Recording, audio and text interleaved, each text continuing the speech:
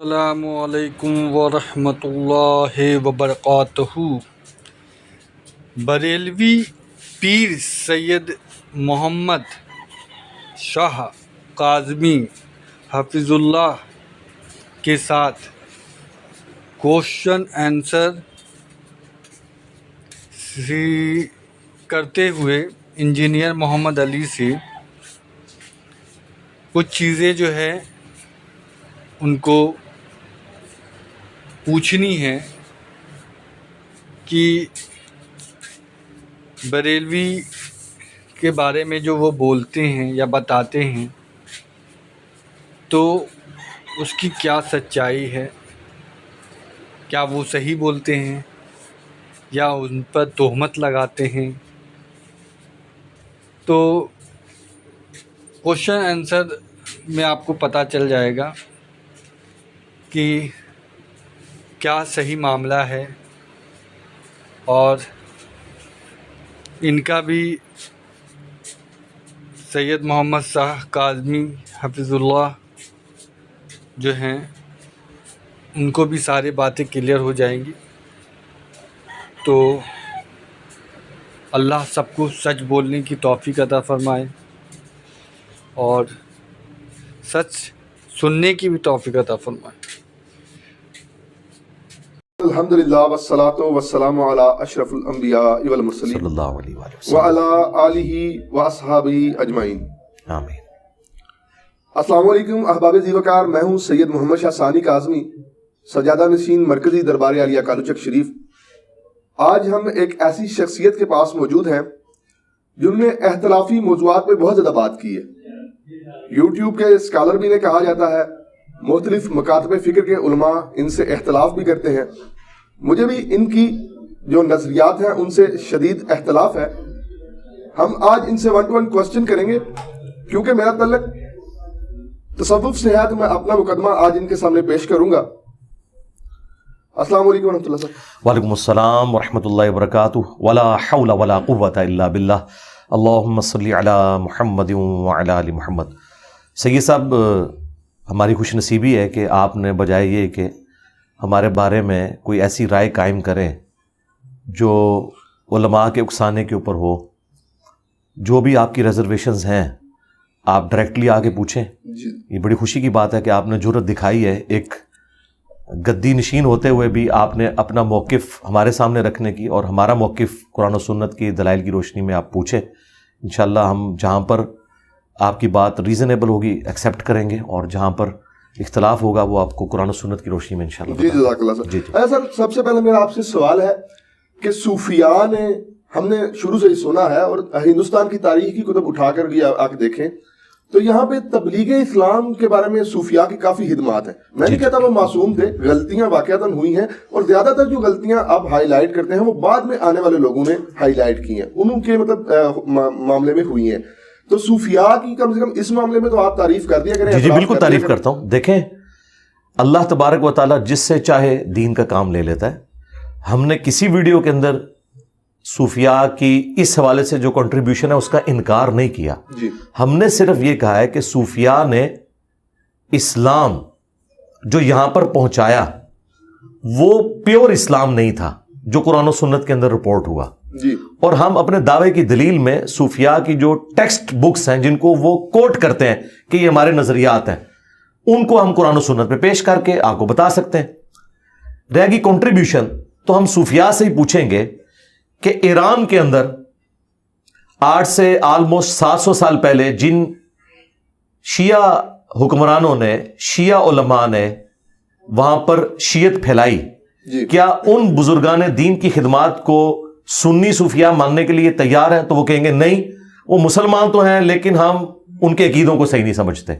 بس ہم بھی صوفیاء کو مسلمان سمجھتے ہیں، ان کے عقیدوں سے اختلاف رکھتے ہیں کتاب و سنت کی روشنی میں، اور خود بخاری اور مسلم سے ایک حدیث ایسی ہے کہ جو یہ لوگ اپنے مخالفین کے لیے پیش کرتے ہیں۔ مثلا آج ڈاکٹر ذاکر نائک نے سینکڑوں ہندوؤں کو کیمرے کے اندر کلمہ پڑھایا ہے، جس کی پاداش میں حضرت ابراہیم علیہ السلام کی طرح انہیں غریب الوطنی کی زندگی گزارنی پڑ رہی ہے۔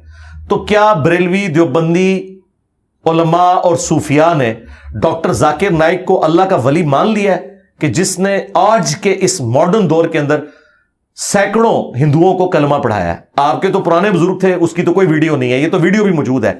تو اس کے جواب میں وہ یہ کہیں گے کہ ہم ذاکر نائک کے عقیدوں کو صحیح نہیں سمجھتے.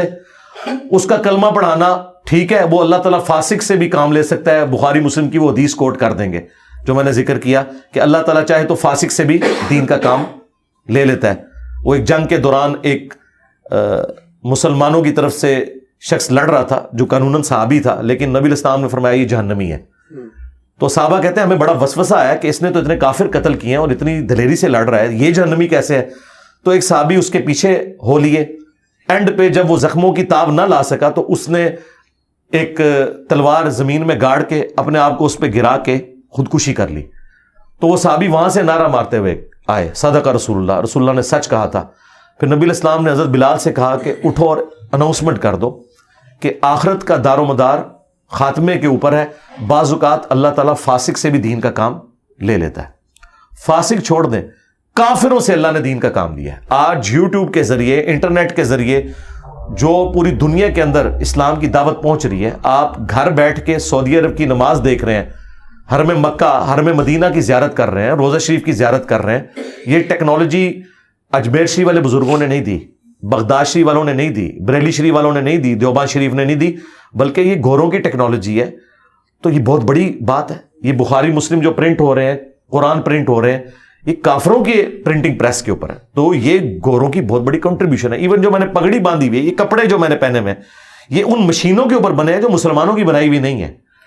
تو اللہ تعالیٰ فاسق کیا کافر سے بھی دین کا کام لے لیتا ہے, لیکن اس کی بنیاد کے اوپر اس کے عقیدے صحیح نہیں ہو جائیں گے.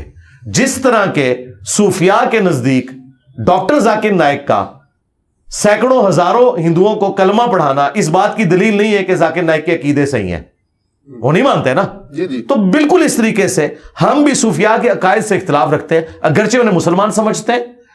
ان کی غلطیاں قرآن و سنت کی روشنی میں ہائی لائٹ کریں گے, ان کی آخرت کا معاملہ اللہ کے سپرد کریں گے. یہ بات ٹھیک ہے. اچھا سر, آپ ہمارے اسلاف کو کبھی چشتی دجال کہتے ہیں, کبھی آپ اشرف علی دجال کہتے ہیں, کیونکہ میں دیوبند مکاتب فکر کے جو علماء ہیں میں ان کی بھی بڑی قدر کرتا ہوں. تو اتحاد امت کے ایک اعتراف سے میں بات کر رہا ہوں کہ آپ جب انہیں اشرف علی دجال کہیں گے, چشتی دجال کہیں گے, تو پھر اتحاد امت کی بات جو آپ کے منہ سے نکلتی ہے وہ تو بے معنی ہو جاتی ہے. دیکھیں, میں نے کسی ویڈیو میں اشرف علی دجال یا چشتی دجال کا لفظ یوز ہی نہیں کیا. یہ دجال کا لفظ میں نے غلام احمد قادیانی کے لیے یوز کیا. البتہ یہ ضرور ہے کہ میں نے یہ کہا کہ جس طرح غلام احمد قادیانی دجال نے ختم نبوت کے اوپر ڈاکہ مارا, اس طریقے سے جو بھی ختم نبوت کے اوپر ڈاکہ مارے اور اپنے نام کا کلمہ پڑھوائے, چشتی رسول اللہ کہہ کے یا اشرف علی رسول اللہ کو انڈورس کرے, وہ کس منہ سے ختم نبوت کے اوپر بات کر سکتے ہیں؟ یہ میں نے بات کی. اب رہ گیا دجال, تو ہم یہاں سے شروع کر لیتے ہیں. کیا بریلوی اشرف علی تھانوی صاحب کا کلمہ انڈورس کرنا, لا الہ الا اللہ اشرف علی رسول اللہ اور اللہم صلی علی و نبینا اشرف علی, نعوذ باللہ, کیا اس بات کے اوپر بریلوی علماء اور ان کے بزرگ کیا اشرف علی تھانوی کو رحمت اللہ علیہ اور مفتی اعظم اور حکیم الامت مانتے ہیں؟ وہ تو کہتے ہیں کذاب ہے, دجال ہے, گستاخ رسول ہے. اعلیٰ حضرت نے تو حسام الحرمین میں اشرف علی تھانوی کو کافر ڈکلیئر کیا اور کہا کہ اس کے کفر میں شک کرنے والا بھی کافر ہے. تو جب بریلویوں کے بزرگوں نے اشرف علی تھانوی کو کافر ڈکلیئر کیا ہوا ہے, تو اس کے مقابلے پہ میرا یہ کہنا کہ مجھے ان سے علمی اختلاف ہے اور یہ ان کا عقیدہ ختم نبوت کے منافی ہے, تو بہت چھوٹی چیز رہ جاتی ہے. اتحاد امت کیسے ہو سکتا ہے؟ فساد امت کی بنیاد پہ تو اتحاد امت نہیں ہو سکتا نا. کیا بریلوی علماء تیار ہیں کہ اشرف علی تھانوی کی گستاخانہ عبارتوں کو وہ صحیح سمجھتے ہوئے ان کے ساتھ اتحاد امت کر لیں؟ وہ کہتے ہیں اتحاد امت ہو ہی نہیں سکتا. اسی طریقے سے دیوبندی بھی بریلویوں کے ساتھ کبھی بھی اتحاد امت نہیں کر سکتے, کیونکہ المحند علی المفند میں ان کے بزرگوں نے انہیں شیطانی لشکر کہا ہوا ہے. میں اتحاد امت کی جو بات کرتا ہوں نا, یہ بالکل ڈیفرنٹ ہے. ہمارے نزدیک اتحاد امت یہ ہے کہ اپنے اپنے بزرگوں کو چھوڑ دو, اس شخص کے ساتھ اپنی نسبت جوڑو جس کی قبر مدینے میں ہے صلی اللہ علیہ وآلہ وسلم. اگر بزرگ بھی پکڑ کے رکھو گے اور پیرلل میں کہو گے ہم قرآن و سنت کو بھی مانیں, تو یا بزرگ بچا لو یا قرآن و سنت بچا لو. یہ ہو نہیں سکتا کہ اسلام کی بنیاد جس کلمے کے اوپر ہے اس کلمے کے اوپر کوئی ڈاکہ مارے اور ہم کہیں کہ ٹھیک ہے وہ تصوف کی معرفت کی باتیں ہیں، چشتی رسول اللہ یا سبحانی ما اعظم شأنی یا لوائی اعظم من لوائی محمد، میرا جھنڈا محمد کے جھنڈے سے بڑا ہوگا، آپ یہ عقیدہ رکھیں. آپ کے تو نقشبند سلسلے کے بزرگ ہیں وہ بایزید بستامی، آپ کے ہم یہ عقیدہ بھی رکھیں اور پیرلل میں آپ ہمارے ساتھ اتحاد امت کریں. اتحاد امت تو ہوگا، امت کس کی ہے؟ بایزید کی، اشعری تھانوی کی یا محمد رسول اللہ کی؟ پہلے تو یہ ڈیسائیڈ کریں. اتحاد امت محمدیہ کی بات ہو رہی ہے، اتحاد امت دیوبندیہ، اتحاد امت نقشبندیہ، اتحاد امت بریلویہ، اتحاد امت قادریہ کی بات تو نہیں ہو رہی نا. امت تو اس شخص کی ہے جس کی قبر مدینے میں ہے، جو شخص اس کے ساتھ غداری کرے، ٹھیک ہے، اس کی عظمت اپنے کھاتے میں ڈلوائے، تو ہم اس کے ساتھ کیسے اتحاد کریں؟ ہمارا جھگڑا یہ ہے کہ ان بزرگوں کی کتابوں میں گستاخانہ عبارتیں اور ان کے ماننے والے ان گستاخیوں کو اون کرتے ہیں اور وہ کہتے ہیں ٹھیک لکھے، آپ کو سمجھ نہیں آئی. ہم کہتے ہیں آپ ہمیں نہ سمجھائیں، اپنی پبلک کو جسٹیفائی کریں. میرے سے پہلے کیا بریلویوں نے کبھی کہا تھا کہ چشتی رسول اللہ والی کتاب بدل گئی ہے؟ چند سال پہلے ان کے مفتی مناظرے میں ڈیفینڈ کر رہے ہیں اسے، اور ڈیفینڈ اس لیے کر رہے ہیں کہ اعلیٰ حضرت نے فتاوی رضویہ کے اندر سبع سنابل کی تعریف کی ہے اور کہا ہے کہ یہ رسول اللہ کی بارگاہ میں مقبول کتاب ہے اور اس کے اندر بھی چشتی رسول اللہ لکھا ہوا ہے. اگر اعلیٰ حضرت کو پتا تھا کہ اس کتاب میں چشتی رسول اللہ لکھا ہے اور اس کے باوجود انہوں نے کہا یہ نبی الاسلام کی بارگاہ میں مقبول ہے، تو اعلیٰ حضرت تو فارغ ہو گئے. اور اگر ان کو نہیں پتا تھا تو رسول اللہ پہ جھوٹ باندھ دیا. اور یہ بھی نہیں کہ اعلیٰ حضرت کے بعد ایڈ ہوا ہے، ہمارے پاس فارسی کے کلمی نسخے اعلیٰ حضرت کے زمانے کے پرنٹڈ موجود ہیں، ان میں چشتی رسول اللہ موجود ہے. اصل بات یہ ہے کہ ان کو پتہ ہی نہیں تھا. کوئی اللہ تعالیٰ ان کے اوپر بندہ مسلط کر دے گا کہ وہ اعلیٰ حضرت کے مشن کو لے کے آگے چلے گا. اعلیٰ حضرت نے تو صرف دیوبندیوں کے بابوں کو پکڑا اور یہ کہتے ہیں نا کہ جی انجینئر صاحب ڈھونڈ ڈھونڈ کے جو ہے وہ گند پہ بیٹھتے ہیں جیسے کوئی مکھی بیٹھتی ہے. تو اعلیٰ حضرت نے بھی اشعری تھانوی کی سینکڑوں کتابوں میں سے ایک حفظ الایمان میں سے عبارت نکالی ہے نا. باقی کتابیں کیوں نہیں؟ وہ کہتے ہیں فارغ باقی کتابیں. جی جی ہاں کہتے ہیں نا. تو تھوڑے بابے نہیں فارغ کہتے ہیں جی ایک چھوٹی سی بھی گستاخی ہو جائے تو بندہ فارغ ہو جاتا ہے. آپ نقشبند سلسلے سے آپ کے سب سے ڈومیننٹ بزرگ جو ہیں شیخ احمد سرندی ہیں، انہوں نے اپنے ملفوظات کے اندر لکھا ہے کہ میں 1000 سال کا مجدد ہوں. ہم نے ان سے پوچھا ہے کوئی ضعیف حدیث بتا دو، حدیث تو ابو داؤد اور حاکم میں ہے 100 سال کے مجدد کی. یہ اس نے کہاں سے اپنے آپ کو خود ڈکلیئر کر دیا مجدد اور 1000 سال کا.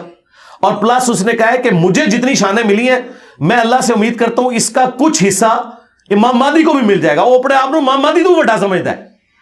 اندازہ کرو، مہدی کی تعریف میں تو ابو داؤد میں مسند احمد میں حدیثیں ہیں اور تو کہہ رہا ہے کہ مجھے جو کچھ ملا ہے اس کا کچھ حصہ مہدی کو بھی ملے گا.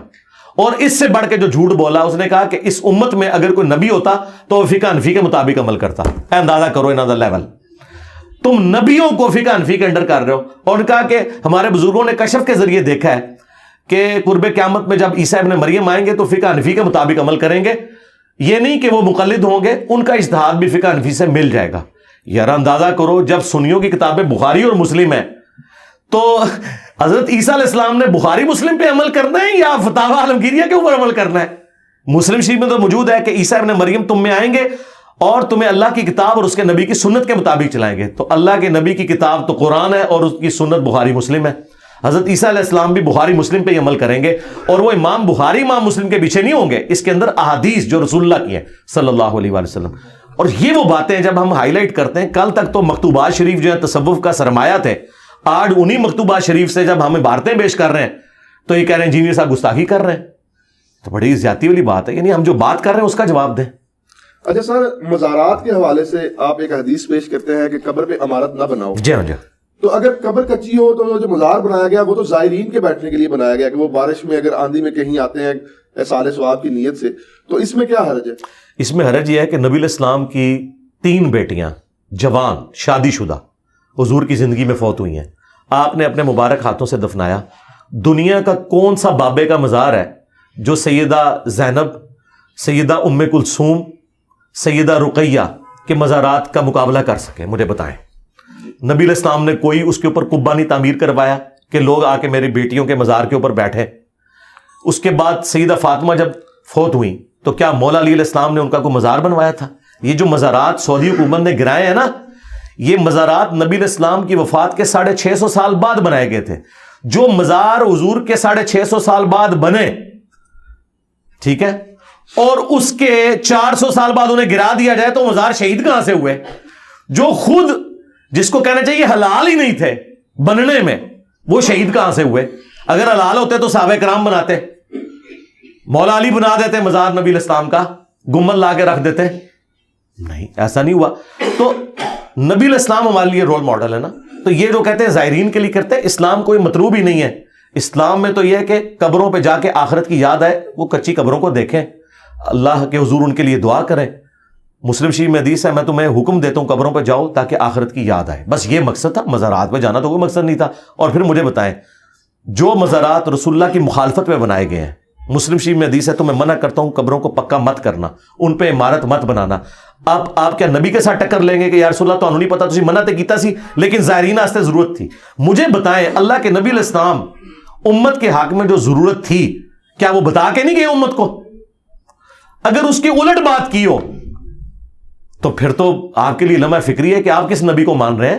بھائی ہمارے نبی وہ ہیں جن کے والد کا نام عبداللہ تھا، ان کی والدہ کا نام آمنہ تھا، ان کی قبر مدینہ شریف میں ہے. تسی کہڑے نبی نو مندے ہو؟ اپنا ذرا تعارف کرواؤ. جدہ لوکی کلمہ پڑھتے او محمد اور ہاں، تو تسی دسو کیڑے محمد نو مندے ہو؟ اس محمد کو کہ جس کی کتاب قرآن ہے اور اس کے ماننے والوں نے بخاری مسلم لکھ کے ان کی سنتیں امت تک پہنچائیں، یا کسی اور محمد کو مانتے ہیں؟ پہلے تو ہم یہ کلیئر کریں گے کہ آپ کس محمد کو مانتے ہیں صلی اللہ علیہ وآلہ وسلم.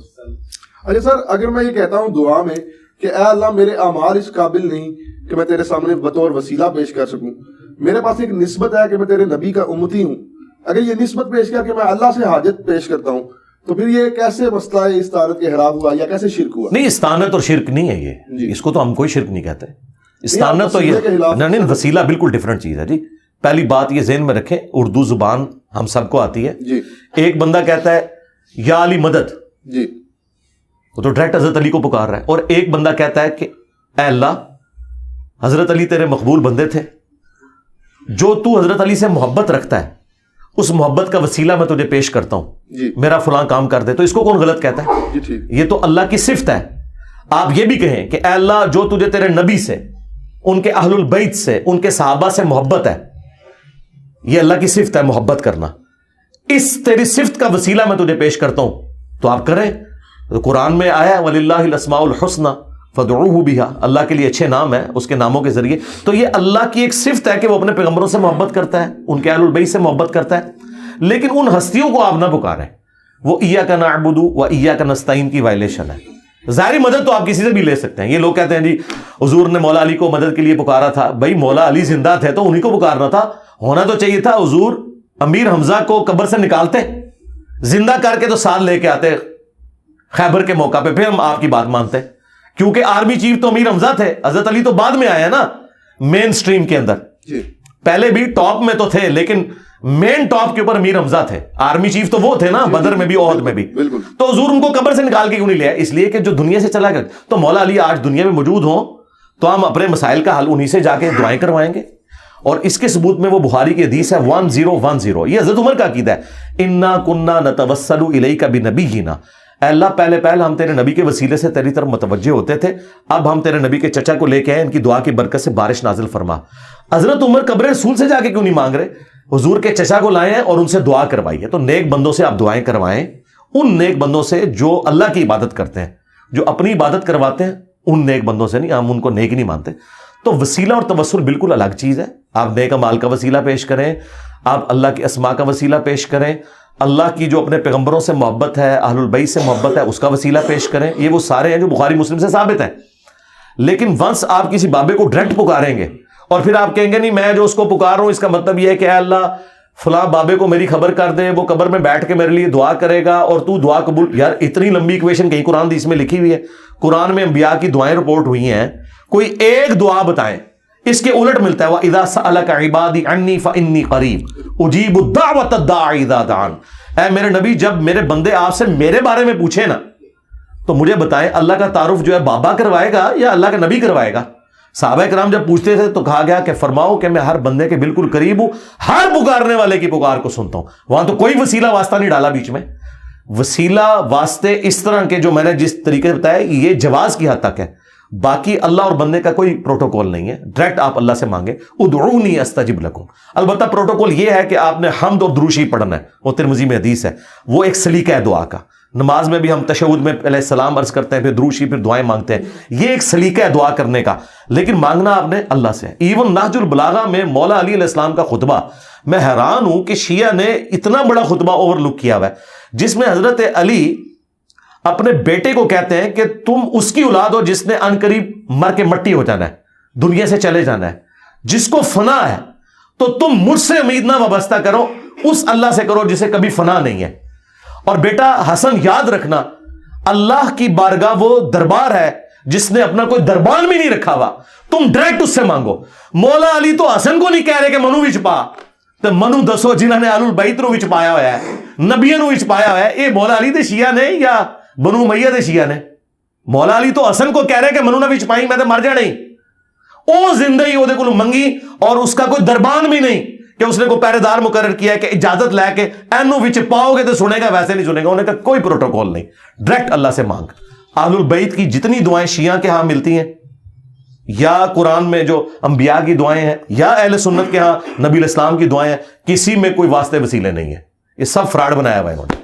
ٹھیک ہو گیا. اچھا سر, آپ نہیں سمجھتے کہ اگر آپ کی تھوڑی سی زبان میٹھی ہو تو تمام مکاتب فکر کے علماء میں سے کچھ نہ کچھ آپ کے ساتھ کوئی معاملات طے ہو جائیں, کوئی نہ کوئی بہتر نہیں ہو سکتے, بالکل نہیں ہو سکتے. اس کی وجہ یہ ہے, میٹھی زبان کر کے بھی میں نے یہی کہنا ہے کہ چشتی رسول اللہ غلط ہے. چلے میں کہہ دیتا ہوں, بھائیو چشتی رسول اللہ کو نہ مانو, اشرفی رسول اللہ کا دفاع نہ کرو, قیامت والے دن تمہیں عذاب دیا جائے گا. دیکھیں میں نے میٹھے بن کے کہا, چلو منوا لو. اچھا آپ ایک بات کہتے ہیں جی, اس پلیٹ فارم سے یہ بات ہوئی, یہ پلیٹ فارم ادھر سے میں نے ڈنکے کی چوٹ پہ یہ بات کی, یہ پلیٹ فارم ہے جو قرآن و حدیث پہ کھڑا ہے, غدیر ہم پہ کھڑا ہے. الحمدللہ. میں کیسے یہ مان لوں کہ 3.25 ارب مسلمانوں میں سے جیلم کا ایک انجینئر ہے وہی حق ہے؟ نہیں, میں باقی لوگوں کو کون سا کافر کہہ رہا ہوں, میں تو صرف یہ کہہ رہا ہوں کہ اس پلیٹ فارم سے قرآن کی توحید بیان ہو رہی ہے, تو اس کو غلط ثابت کرنے کے لیے آپ یہ بتائیں کہ قرآن میں یہ نہیں لکھا ہوا جو تم بیان کر رہے ہو. یعنی آپ بتائیں کہ قرآن میں نہیں لکھا ہوا اَمَّن یُجِیبُ الْمُضْطَرَّ اِذَا دَعَا, شیعہ کے صبح شام کے اذکار میں یہ دعا ہے, قرآن میں لکھی ہوئی ہے, سورۃ النمل آیت نمبر 62. بھلا بتاؤ تو کون سی ہستی ہے کہ وہ اضطراب میں گھرے ہوئے شخص کی فریاد کو سنتا ہے اور اس سے اس کی تکلیف کو دور کر دیتا ہے, اور تمہیں تمہارے ماں باپ کے بعد دنیا پہ خلیفہ کرتا ہے. کیا اللہ کے ساتھ بھی اور کوئی الہ ہے؟ الہ مع اللہ. وہاں تو ہونا چاہیے تھا کہ بھئی ہم تو مستقل بذات کے بغیر مانے ہوئے ہیں, اور ہم جو ہے وہ عطائی مانے ہوئے. اللہ تعالیٰ کہہ رہا ہے کہ میرے ساتھ تو کوئی اور الہ ہے ہی نہیں جس سے تمہاری مشکل کو دور کر سکے, تم نے مانگنا مجھ سے. تو ہم یہ پلیٹ فارم کی جب بات کرتے ہیں تو ہمیں جھوٹا ثابت کریں نا, ہمیں کہیں کہ ہاں یہ دنیا میں پلیٹ فارم ہے فلاں, کہ جو انجینئر صاحب واقعی قرآن بخاری مسلم بیان کر رہے ہیں جس طرح آپ کر رہے ہیں, تو سرکار اگلا سورج طلوع نہیں ہوگا میں اس کو دعوت دوں گا کہ ادھر آ کے بیٹھے, یہ لے بنی بنائی گدی, لیکن چندہ چندہ کوئی نہیں جے, ہاں ایسے نہیں رکھنا, ایک گدی ہو جائے جیڑی اپنی جے بھی ٹھیلی کر آئے گی جے, ہاں تو انہوں لبنا کچھ نہیں دے چوں, میں تو ایتھے بٹھاواں گا. تو یہ جو پلیٹ فارم میں بات کرتا ہوں اس کے بعد میں کچھ چندہ تو نہیں مانگتا. لوگ جب کوئی اپنا کارنامہ پیش کرتے ہیں نا تو اس کے بعد کہتے ہیں دیکھو یہ کارنامہ ہے لہٰذا ہم دین کا کام کر رہے ہیں, یہ اکاؤنٹ نمبر ڈسپلے ہوا ہے. ہم کہتے ہیں آؤ تمہیں کھلائیں گے, چندہ نہیں لیں گے, اپنی جیب سے کھلائیں گے. تو ہم اس سسٹم کے بینیفیشری کوئی نہیں ہے. کہہ رہے اس لیے کہ دکھائیں اہل بیت کا دفاع کس نے کیا ہے. جو لوگ یزید کو رحمت اللہ علیہ کہیں, ٹھیک ہے, اعلیٰ حضرت کی جرت نہیں ہوئی ہے, انہوں نے کہا کہ میں یزید کے بارے میں خاموشی اختیار کروں گا کیونکہ امام حنیفہ خاموش تھے. ٹھیک ہے, تو اعلیٰ حضرت کے ماننے والے یزید کو گالیاں کیوں نکال رہے ہیں؟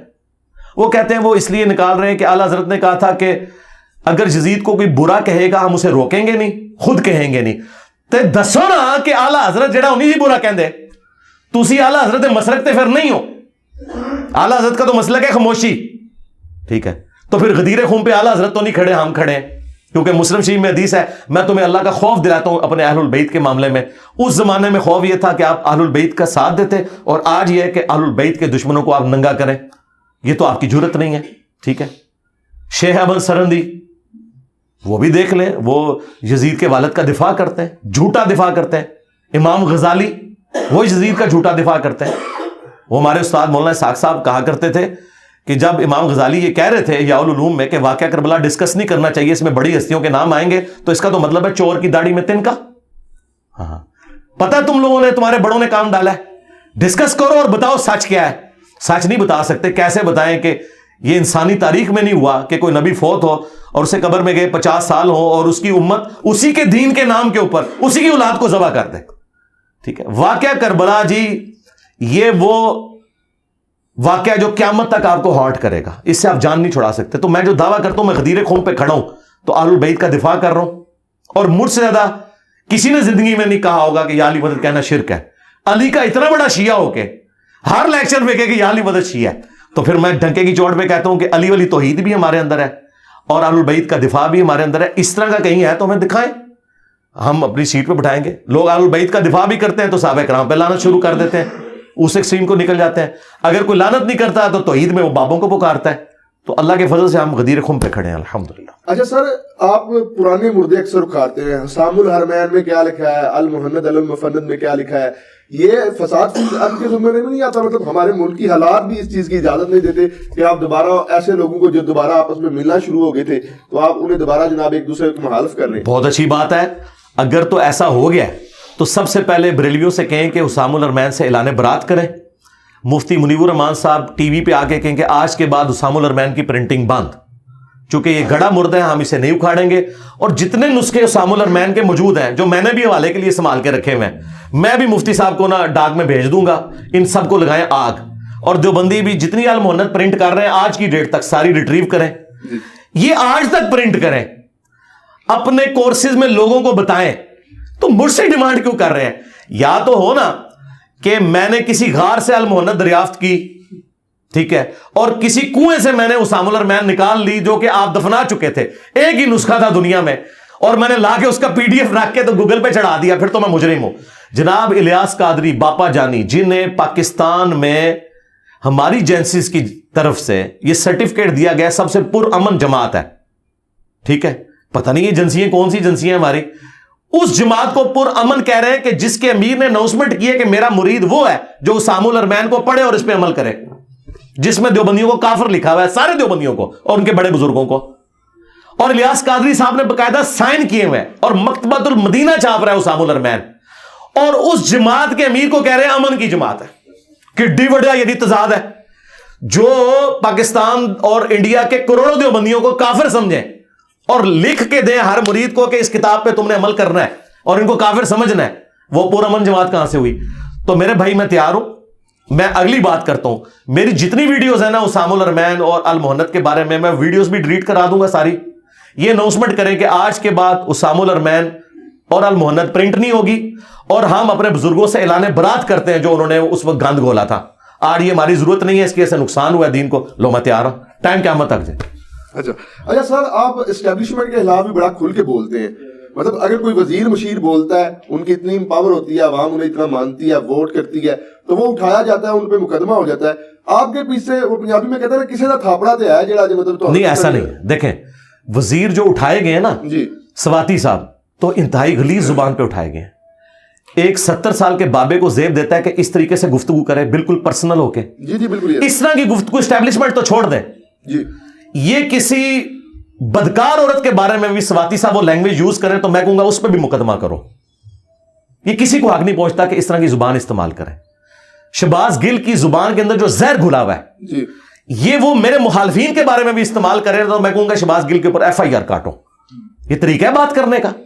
رہ گیا میرا معاملہ, میں اسٹیبلشمنٹ سے جو اختلاف رائے کرتا ہوں تو میں کبھی ان کے لیے کوئی روڈ لینگویج تو نہیں استعمال کرتا. میں تو ان کو ان کے حلف کی یاد دلاتا ہوں جی کہ آپ اے پولیٹیکل ہو جائیں. میں اس زمانے میں بھی کہتا تھا جب یہ لچ تلے ہوئے تھے, آج تو انہوں نے اپنا لچ تلنا بند کر دیا. لیکن آپ نے تو انہیں خانہ کعبہ کی چھت پہ چڑھا دیا, آپ تو وہ کہہ رہے ہیں کہ ہم اے پولیٹیکل ہو گئے, ہم نہیں. میں نے یہ نہیں کہا. میں نے یہ کہا تھا کہ آپ خانہ کعبہ کی چھت کے اوپر بھی چڑھ کے یہ اناؤنسمنٹ کریں نا کہ ہماری آنے والی نسلیں بھی اب ماشاءاللہ نہیں لگائیں گی, تو اللہ سے میں امید کرتا ہوں کہ عوام کے دل میں آپ کے لیے نرم گوشہ پیدا ہو. یہ میں نے کہا تھا کہ آپ جو یہ کہہ رہے ہیں نا یہ عوام نہیں مان رہی. مجھے بتائیں پاکستان میں سب سے پاپولر لیڈر پاکستان کی ہسٹری میں کون ہے؟ عمران خان.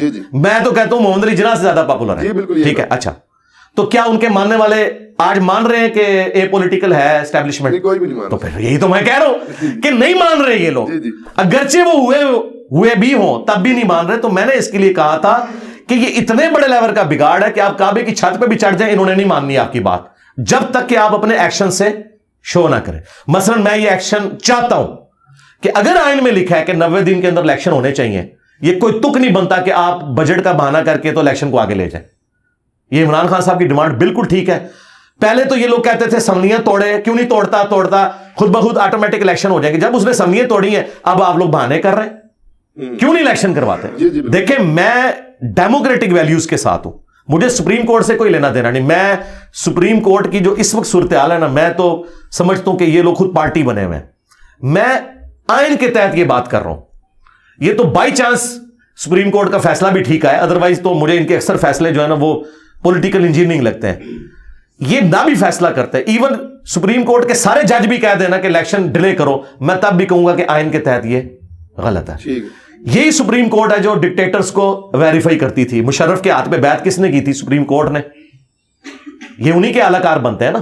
تو سپریم کورٹ ہمارے لیے کوئی اتھارٹی نہیں ہے، اتھارٹی ہمارے لیے آئین ہے. جس طرح قرآن و سنت اسلام میں اتھارٹی ہے نا، ٹھیک ہے نا. کوئی مولوی کوئی بھی بات کرے اس زمانے کا آج کے زمانے کا، ہم کہتے ہیں نکل ادھر سے، غداری نہ کر. آئین کے خلاف کوئی جج بات کرے، کوئی آرمی چیف بات کرے، کوئی پولیٹیکل لیڈر بات کرے، یہ بالکل ہم اسے جو ہے نا وہ ریجیکٹ کریں گے. ہم کہیں گے آئینی بات کرو، یہ آئینی بات ہے، اس کو آپ فالو کرو.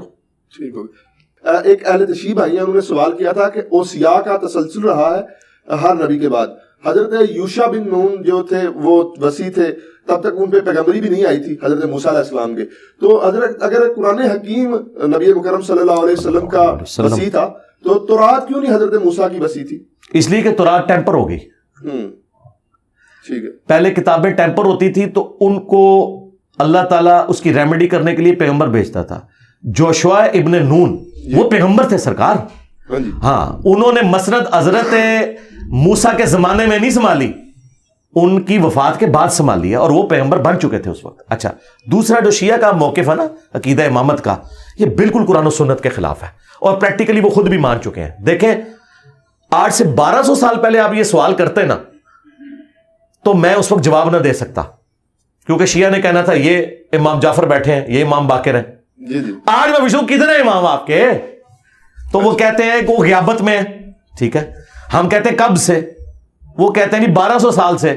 تو ہم کہتے ہیں 1200 سال سے اوصیاء پھر کون ہے؟ ٹھیک ہے بتاؤ نا. علماء ہے تو سرکار پھر اسی ہے نا اوصیاء. اگر علماء ہے تو قرآن میں تو آیا کہ بنی اسرائیل میں اللہ تعالیٰ اہل علم کو اٹھاتا تھا جو انبیاء کی دعوت آگے پہنچاتے تھے. تو ٹھیک ہے سرکار، ہم وہی کام کر رہے ہیں. ایران میں بھی مجلس شورا بنی ہوئی ہے، علماء وہی کر رہے ہیں کام. امام خمینی نے وہی کام کیا، خامنائی صاحب وہی کر رہے ہیں، سستانی صاحب وہی کر رہے ہیں، تقی عثمانی صاحب وہی کام کر رہے ہیں. تو یہ اوصیاء ہے نا. لیکن یہ وہ اوصیاء ہیں جو قرآن و سنت سے بتائیں گے فَإِن تَنَازَعْتُمْ فِي شَيْءٍ فَرُدُّوهُ إِلَى اللَّهِ وَالرَّسُولِ. سیدھی سی بات ہے، اگر معاملہ اس طرح کا معاملہ ہوگا تو پھر اللہ اور اس کے رسول کی طرف پلٹایا جائے گا. اور میں آپ کو بتاؤں علمی اختلاف زندگی میں مولا علی سے ان کے بیٹوں نے کیا. مسلم شریف میں حدیث ہے ولید بن عقبہ نے فجر کے 4 فرض پڑھا دیے تھے. جی بالکل، شراب پی کے. ہاں بخاری میں بھی اس کا حصہ حضرت عثمان والے چیپٹر میں ہے، مسلم میں تفصیل ہے. وہ شکایت پہنچی، حضرت عثمان نے کہا کہ لوگ یہ باتیں کر رہے ہیں کہ میرا یہ ستیلا بھائی ہے تو میں ایسے بچا لوں گا، تو ایسا نہیں ہوگا. حضرت علی چونکہ چیف جسٹس تھے تو انہوں نے حضرت علی سے کہا کہ ٹھیک ہے آپ اس کے اوپر حکم جاری کریں. 80 کوڑے حضرت عمر لگواتے تھے، نبی الاسلام نے 40 لگوائے. تو حضرت علی نے کہا ٹھیک ہے حسن اٹھو اور کوڑے لگاؤ. تو حضرت حسن نے حضرت علی سے کیا کہا؟ انہوں نے کہا کہ جو اس کی میٹھی کھاتا ہے وہی کڑوی چکھے. ٹھیک ہے، باپ کی بات نہیں مانی. Point to be noted. ٹھیک ہے، کیوں نہیں مانی؟ انہوں نے کہا کہ یار یہ بنو امیہ سے ہے، ہم بنو ہاشم سے ہیں. لگایا حضرت عثمان نے خود. کوڑا جب مجھ سے مروائیں گے تو یہ تو خاندانی تعصب آ جائے گا، قبائلی سسٹم. تو ہمیں نہ ڈالے، یہ بنو امیہ ہی لگائے اس کو کوڑے جنہوں نے یہ تحفہ ہم پہ مسلط کیا ہے. حضرت علی نے کوئی برا نہیں مانا. آپ نے اپنے جو بیٹا تھا دوسرا انڈائریکٹلی اسما بنت امیس سے تھا چونکہ ان سے نکاح کر لیا تھا، عبداللہ ابن جعفر جو بھتیجا بھی لگتا تھا، انہیں کہا تو 40 کوڑے لگوائے. اور کہا کہ بس 40 میں رک جاؤ. حضرت عمر 80 لگواتے تھے, حضور نے 40 لگوائے, حضرت ابوبکر بھی 40 لگوائے, میں 40 دونوں کو صحیح سمجھتا ہوں لیکن 40 پہ ایک تو ادھر بھی 40 کی ویو آف کر دیا. ورنہ میرے صحابی تے 80 لوانے چاہیے سن کہ حضرت عثمان دا نام لے کے تو ویچ کے اللہ دے بندیا خلافت نو بدنام کر رہا ہے. کہ حضرت علی نے کہا نہیں یار چھوڑ دو, مطلب یہ نہ ہو کہ کوئی خاندانی تعصب نہ آ جائے. تو علمی اختلاف ہو سکتا ہے کسی معاملے میں, یہ کوئی ایسا ایشو نہیں ہے. اس زمانے میں بھی لوگ ایک دوسرے کے ساتھ کرتے تھے, آج بھی علمی اختلاف کریں, آپ بتائیں اپنے معاملات کو. تو شیعہ کا جو یہ موقف ہے نا کہ اماموں سے پوچھنا ہے تو ٹھیک ہے, امام محمد مہدی علیہ السلام کو اگر سامنے نہیں لا سکتے, وہ نہیں آنا چاہتے, تو ہم نے ان کو ریکویسٹ کی تھی کہ آپ ہمیں واٹس ایپ نمبر دے دیں, موبائل نمبر دے دیں. تو انہوں نے کہا آپ نے گستاخی کر دی. گستاخی کہاں سے ہوگی؟ آج کے دور میں یہی بات ہوگی نا. مثلا آپ کہتے ہیں کہ فلاں عالم سے مسئلہ پوچھو, تو میں آپ سے کیا کہوں گا کہ اس کا یوٹیوب چینل بتائیں. آپ کے نہیں ہے تو میں کہوں گا واٹس ایپ نمبر دیں. مزاروں کے ایڈریس نہیں آپ بتاتے, اس میں توہین کہاں سے ہوگی؟ میں تو کہتا ہوں کہ اللہ کے نبی علیہ السلام دنیا میں آئے اس وقت تو دعوت کا ذریعہ ہے, آپ کا بھی یوٹیوب چینل ہوگا, آپ بھی لوگوں کو مسائل بتائیں گے, واٹس ایپ گروپس ہوں گے. آج کے کیونکہ اس زمانے میں جتنی لیٹسٹ چیزیں تھیں وہ آپ نے کی. بخاری مسلم میں آتا ہے جب نبی علیہ السلام نے کافروں کو خط لکھے تو صحابہ نے کہا یا رسول اللہ یہ خط آپ کے نہیں وہ قبول کریں گے, مور لگائیں اس کے اوپر. تو یہ مور نبوت جو آپ دیکھ رہے ہیں نا, یہ نبی علیہ السلام نے اپنی مرضی سے نہیں بنوائی, یہ صحابہ نے کہا یا رسول اللہ واٹس ایپ نمبر بڑھاؤ, جی جی نیچے منی جائے گی تہاڈی خط. پھر حضور نے کہا ٹھیک ہے اے میری مور بنواؤ, اور دیکھیں مور کیسی پیاری ہے. محمد سب سے نیچے رکھا ہے, اللہ کو اوپر رکھا ہے. حالانکہ لکھتے آپ تو محمد رسول اللہ عموماً پہلا لفظ اوپر لکھا جاتا ہے, دوسرا نیچے, تیسرا اس سے نیچے, لیکن پرائورٹی آپ نے دیکھی ہے الٹ لکھا. اصل میں یہ سیدھا لکھا کہ اللہ کا نام اوپر رکھا, محمد رسول اللہ. یہ نبی علیہ السلام نے مور نبوت صحابہ کرام کے مشورے پہ اس لیے بنوائی تھی کہ بخاری مسلم کے الفاظ ہیں یا رسول اللہ یہ غیر مسلم جو ہیں وہ مور کے بغیر کو خط نہیں قبول کرتے. تو نبی علیہ السلام نے تو نہیں کہا کہ نہیں میرا تو خط فرنجی جائے گا. آپ نے کہا ٹھیک ہے اگر یہ نارمز ہیں لے کے جائیں. ایون آپ نے صحابہ کرام سے ٹریننگ دلوائی کہ ان کو وہ دوسری زبانیں سکھائیں کہ جا کے ان سے باتیں کریں. تو نبی علیہ السلام آج موجود ہوں تو انٹرنیٹ بھی یوز کریں گے, سارے معاملات ہوں گے. یہ تو یعنی اس دور کی, اس زمانے میں بھی آپ دیکھیں بخاری مسلم کی حدیث ہے آگاہ ہو جاؤ طاقت پھینکے ہوئے ہتھیاروں میں ہے. نبی علیہ السلام اس زمانے میں بھی کہتے تھے تلوار چھوٹی طاقت ہے, تیر چلانا سیکھو, کیونکہ دور سے آپ کسی کو کر. آج بھی دنیا مان رہی ہے کہ پھینکے ہوئے ہتھیار جو ہے نا یہ زیادہ طاقت رکھتے ہیں. میزائل کیا ہے؟ تیر ہے آج کا, بالکل پھینکا ہوا ہتھیار ہے نا. سکون سے آپ اپنے ملک میں بیٹھے ادھر سے دوسرے کو اڑا دیتے ہیں. تو قرآن میں آیا کہ پلے ہوئے گھوڑے تیار رکھو کافروں کے خلاف. تو آج تو وہ گھوڑے نہیں ہوں گے, آج تو ٹینک ہوں گے, بلکہ اس سے بھی آگے کی بات ہے, اب تو لیزر گائیڈڈ میزائل ہوں گے. تو اس طرح کی باتیں کرنا یہ کوئی توہین نہیں ہے کسی کی. تو ہم نے یہ کہا تھا کہ بھائی 1200 سال پہلے تو آپ امام کو مل سکتے تھے, آج امام غیابت میں ہے, تو اگر وہ سامنے نہیں آنا چاہتے کوئی یوٹیوب اپنا چینل بنائے, ہم یوٹیوب سے کوشچن پوچھتے ہیں, وہ ہماری رہنمائی کریں. ہم تیار بیٹھے ہوئے ہیں سرکار, ہم تو اہل بیت کا دفاع کر رہے ہیں. اور میں آپ کو بتاؤں یہ دعوے کرتے ہیں کہ فلانا امام جڑا ہے امام مہدی نو ملیا ہے. سرکار امام مہدی اگر دنیا میں موجود نے, اگر انہوں نے کسی کو ملنا ہے نا تو سب تو سوٹیبل بندہ میں جائے. ہاں سرکار جو سب سے زیادہ اہل بیت کے لیے کھڑا ہوا ہے, اور بنو امیہ کی اس نے غلطیاں سنیوں کی کتابوں سے ہائی لائٹ کر دی ہیں, کیونکہ بنو امیہ کے جو ڈیفینڈر ہیں اور دفاع کرنے والے تو سنی ہیں, شیعہ تو نہیں دفاع کرتے. تو سنیوں کی تطہیر جس بندے نے اہل بیت کے حساب سے کی ہے, میں نے تو مہدی کے لیے راستہ ہی مار کر دی. امام مہدی کو تو اب زیادہ محنت نہیں کرنی پڑنی اس حوالے سے کہ لوگوں نے دسو کہ حسین آختے ہیں کہ یزید آختے ہیں کہ مولا علی آختے ہیں کہ حضرت معاویہ آختے ہیں. میں تو کام ہی سارا بس سنیوں سمجھا دیتا ہے بھی آختے کون ہے. تو امام مہدی کا ادھا کام اس حوالے نال تو ہو گیا, اسی انہوں نے پود پرووائڈ کر دیتی ہے. انشاءاللہ تے سامنے آن اسی جناب انہوں نے بیعت کریں گے. سر وہ کہتے ہیں کہ وہ غیابت کبریٰ میں ہے, وہ ملتے نہیں کسی سے, نہیں ملتے نا, تو ملتے تھے. اچھا اب کبریٰ میں ہے نا پچھلے 1200 سال سے, تو اب وہ دین نہیں لوگوں کو سکھائیں گے یعنی کہ تو بس یہی تو ہم کہہ رہے ہیں کہ دین قرآن و سنت سے لیں. تو پھر کیا ان کا اس میں سے نکالا کیا, مطلب اس میں کوئی چیز نکلے نا. یعنی صحابہ کہف سوئے ہوئے ہیں 300 سال سے, تو کسی کو نہ کوئی سوال کا جواب دے سکتے تھے نہ کچھ کر سکتے تھے. اب کوئی بندہ کہ جی میں آپ دلیل ان کی یہ مانتے ہیں کہ یہ اصحاب کہف والی کو جو دلیل دیتے ہیں کہ مطلب میں کہتا ہوں, میں تو اس بات کو نہیں مانتا. میں کہتا ہوں اگر کوئی مان بھی لے تو اصحاب الکہف جب غار کے اندر سوئے ہوئے تھے تو کیا مسئلے لوگ ان سے جا کے پوچھتے تھے؟ تو جس بندے سے آپ مسئلہ نہیں پوچھ سکتے تو وہ آپ کا امام کیسے ہو سکتا ہے آج کے دور میں, جب تک وہ سامنے نہ آئے. نبی علیہ السلام ساری جنگوں میں جو امامت کرتے رہے تو کیا یہ ہوا کہ آپ گھر میں بیٹھ گئے اور امامت کرتے رہے؟ آپ آ کے آپ کا خیمہ بھی میدان جنگ میں لگتا تھا، ایک جنگ میں بھی حضور پیچھے نہیں رہے، ٹھیک ہے، آپ کے خیمے لگتے تھے، ہر مسئلے میں حضور سے پوچھا جاتا تھا یا رسول اللہ آپ کیا کریں، تو نبی علیہ السلام بتاتے تھے. تو اگر کوئی امام ہے تو لیڈ کرے نا سرکار. میں یعنی ایک دعوت کا کام لے کے چل رہا ہوں تو میرے اسٹوڈنٹ مجھ سے جب پوچھتے ہیں تو میں انہیں لیڈ کرتا ہوں نا. میرے مرنے کے بعد یہ کہ غیابت میں چلیں گے وہ آج بھی ہمارے لیڈر ہیں، اس طرح تو ہو نہیں سکتا نا. آج لیڈر وہ ہے جو سامنے مسئلہ بتائے گا. اصل سر مسئلہ امامت میں یہ ہے کہ وہ کہتے ہیں کہ آسمان کا زمین سے کوئی رشتہ نہیں ہے. وہ معصوم تھے حضرت علی سے جو امام حسن. یار وہ جو کچھ بھی ہو، بات یہ کہ 1200 سال پرانی بات ہے نا. یہ 1200 سال پہلے باتیں ہوتی ہیں نا. اب 1200 سال سے ایک بندہ سامنے نہیں ہے تو اس کے بارے میں کیا ہم بات کریں؟ سامنے ہو تو بات کریں نا. بالکل. اچھا سر، یہ بات کی جاتی ہے اکثر کہ مطلب اکثر میں نے مکاتب فکر کے لوگوں سے سنا. اور آخری بات اس میں امام مہدی غیابت کبریٰ میں ہے، تو کیا نبی علیہ السلام غیابت کبریٰ میں نہیں ہے؟ کیا اپنی قبر میں زندہ نہیں ہے؟ جی بالکل. تو پھر آپ نبی سے کیوں نہیں مسئلے پوچھتے ہیں؟ بیچ میں امام کیوں ڈالے ہوئے؟ بھائی جیڑی گل ایتھوں کان پھڑنا ہے ڈائریکٹ اللہ نبی کو پوچھو. جے تسی امامہ کو نہیں پوچھنا ہے تو اللہ نبی کو پوچھو سرکار. لیکن یہ نہیں بات مان سکتے. کیوں بھائی؟ سقیفہ بنی ساعدہ ہوئی ہے تو یہ تو مولا علی کو بھی خیال نہیں آیا کہ میں ابو بکر کو قبر رسول پہ جا کے کہوں کہ یا رسول اللہ ذرا فیصلہ کرو ساڈا. ان کو پتا تھا کہ حضور آپ اس دنیا سے جا چکے، آخرت کی زندگی میں آپ ان سے ہم کمیونیکیٹ نہیں کریں گے، آپ کی تعلیمات پر عمل کریں گے. وہ تعلیمات اس وقت بھی زندہ تھی، آج بھی زندہ ہے. جو ماننے والے تھے وہ وقت کے ساتھ فوت ہوتے جا رہے ہیں. میں نے بھی دنیا سے چلے جانا ہے. میرے مرنے کے بعد کوئی یہ تو نہیں کہے گا کہ انجینئر صاحب اس مسئلے میں کیا کہتے ہیں. ہاں ویڈیو سے کہہ سکتا ہے، لیکن ویڈیو میں بھی وہ والا دیکھیں گے. ذرا والا نہیں ہوئے گا نا وہ کہیں گے نہیں یہ انہوں نے اپنی رائے ہے، ایسی نہیں مندے. اچھا سر، مطلب میں یہ کہتا ہوں کہ آپ کہتے ہیں نہیں، آپ نے میں نے بہت کم دیکھا ہے کسی بات پہ رجوع کیا ہو. کافی سارے ایسے بہت ساری باتوں میں رجوع کیا ہے. میں نے یہ رجوع کیا ہے کہ آپ مزار پہ جائیں اور اونچی آواز سے کہیں کہ اللہ ادھر جو بزرگ دفن ہے نا، جو اس نے چھپ کے گناہ کیے، جو سامنے کیے، جو چھوٹے کیے، جو بڑے کیے، وہ معاف کرتے. ٹانٹ سے کہنے کے بجائے ٹانٹ نہیں ہے. چلو میں پیار سے کہہ دیتا ہوں کہ جی آپ جب اپنے بزرگوں کے مزارات پہ جائیں تو بلند آواز سے میرے بھائیوں کہا کریں اے اللہ اس کے چھوٹے بڑے، چھپ کے کیے، سامنے کیے. گناہ تو ہر بندے سے ہوتا ہے، یہ تو مانتے ہیں. معصوم تو صرف پیغمبر ہے. ہاں یہ تو کوئی نہیں ہے کہ نہیں کیے ہوں گے، یقیناً کیے ہوں گے. اے اللہ وہ معاف کر دے. اے اللہ اس کی قبر میں کیڑے نہ پڑے. اے اللہ اسے عذاب قبر سے محفوظ رکھ. یار اگر اللہ کے نبی یہ دعا کر سکتے ہیں اللہم انی اعوذ بک من عذاب جہنم ومن عذاب القبر ومن فتنۃ المحیا والممات ومن شر فتنۃ المسیح الدجال، ہماری تعلیم کے لیے، ٹھیک ہے.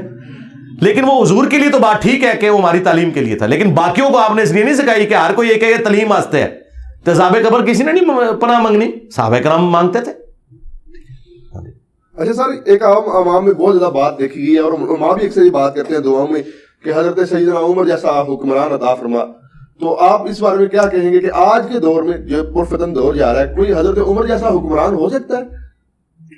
نہیں، وہ تو اس اعتبار سے مثال کے طور پہ بات کی جاتی ہے. میں تو کہتا ہوں اس سے بڑی بات کرنی چاہیے. اس سے بڑی بات یہ کرنی چاہیے کہ اللہ ہمیں ایسا حکمران دے جو نبی علیہ السلام کے طریقے کے مطابق ہمیں چلائے. ٹھیک ہے.